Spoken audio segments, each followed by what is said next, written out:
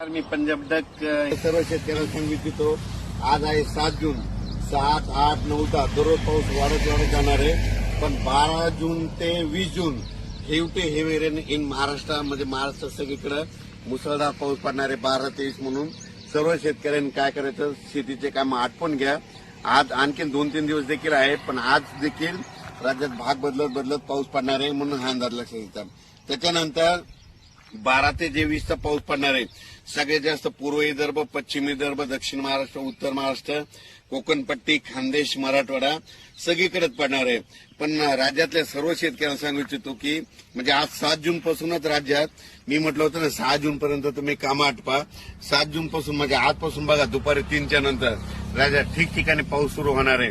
काल देखील खूप ठिकाणी पाऊस झाला. नाशिककडे झाला, पुण्याकडे झाला, दौंडकडे झाला. आज देखील पहाटा सोलापूरकडे खूप झाला. असाच पाऊस काय होणार, दररोज वाढत जाणार आहे.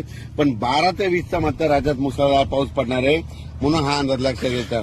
ज्यांचे कोणाचे आणखी थोडे कामं राहिलेले असेल तुम्ही 11 जून पर्यंत 11-12 पर्यंत कामं आटपून घ्या, म्हणून हे अंदाज सगळ्यांना लक्षात येतात. आणि ज्यांच्या शेतामध्ये पेरणीसाठी ओल असेल तर तुम्ही 12 तारखेपर्यंत पेरू शकता. पण राज्यात मात्र तुम्हाला सांगतो की 12 ते 20च्या दरम्यान मुसळधार पाऊस पडणार आहे. पण आज 7 जून पासून राज्यात भाग बदलत पाऊस सुरू होणार आहे, म्हणून हा अंदाज लक्षात येतो. आणि यावर्षी बीड जिल्ह्यामध्ये जिथे छोटे छोटे तलाव आहे सगळे भरून खडे देखील फुटणार आहे. सगळ्या विहिरीमधून वरून पाणी वाहणार आहे, म्हणून हे बीड जिल्ह्यासाठी आनंदाची बातमी.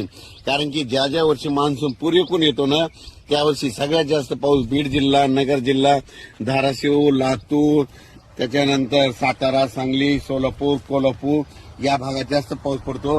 आणि यावर्षी देखील पुरेपूरच मान्सून असल्यामुळे यावर्षी बीड जिल्ह्यात खूप पाऊस पडणार आहे, म्हणून हा अंदाज लक्षात येतात. अचानक वातावरणात बदल झाला, उद्याच एक मेसेज दिला जाईल. धन्यवाद.